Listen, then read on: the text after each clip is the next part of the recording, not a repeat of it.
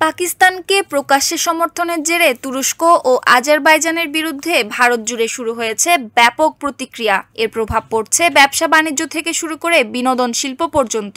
একদিকে যেমন বন্ধ হয়ে যাচ্ছে তুর্কি পণ্যের আমদানি ও বিক্রি, অন্যদিকে আর তুরস্কে শুটিং করবে না বলিউড।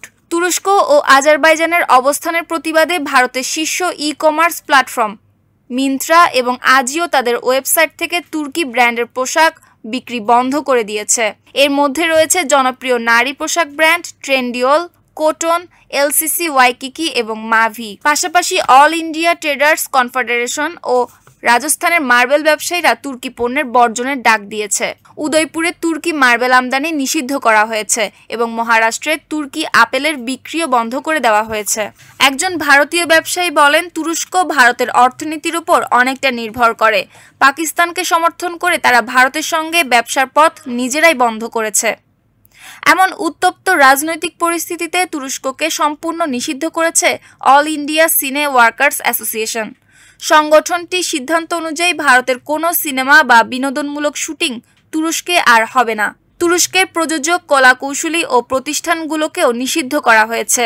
সংগঠনটি বিবৃতিতে বলা হয়, কোনো ভারতীয় পরিচালক বা অভিনেতা যদি তুরস্কের সঙ্গে কাজ করেন তাদের বিরুদ্ধেও কঠোর ব্যবস্থা নেওয়া হবে। তুরস্কের সঙ্গে পুরনো সব চুক্তিও পুনর্মূল্যায়ন করা হবে, প্রয়োজনে বাতিল করা হবে। ৮ মে তুরস্ক ও আজারবাইজান এক যৌথ বিবৃতিতে পাকিস্তানকে সমর্থন করে এবং ভারতের সাম্প্রতিক অপারেশন সিঁদুরের সমালোচনা করে। এরপর থেকেই এই দুটি দেশের প্রতি ভারতের জনসাধারণ এবং বেসরকারি সংগঠনগুলোর মধ্যে ক্ষোভ বাড়তে থাকে। তুরস্কের ডিসকভার দ্য পলিটিশিয়ান প্রচারণাও ভারতের বাজারে থমকে গেছে। ব্যবসায়ী ও বিশ্লেষকদের ধারণা, তুরস্ক আজারবাইজানের এই ভূকৌশলগত অবস্থান দক্ষিণ এশিয়ায় দীর্ঘমেয়াদী রাজনৈতিক ও অর্থনৈতিক প্রতিক্রিয়া ডেকে আনবে। পাকিস্তানের সমর্থনের মাধ্যমে তুরস্ক ও আজারবাইজান ভারতের ব্যবসা, সংস্কৃতি ও জনমানসে বিরূপ প্রতিক্রিয়ার মুখে পড়েছে। যেখানে একদিকে পোশাক, মার্বেল ও ফলের বাজার সংকুচিত হচ্ছে, অন্যদিকে ভারতের বলিউডের মতো বিশাল শিল্প তুরস্ককে পুরোপুরি এড়িয়ে চলার সিদ্ধান্ত নিয়েছে। নিউজ ডেস্ক, সুপ্তি রায়, ভোরের আকাশ।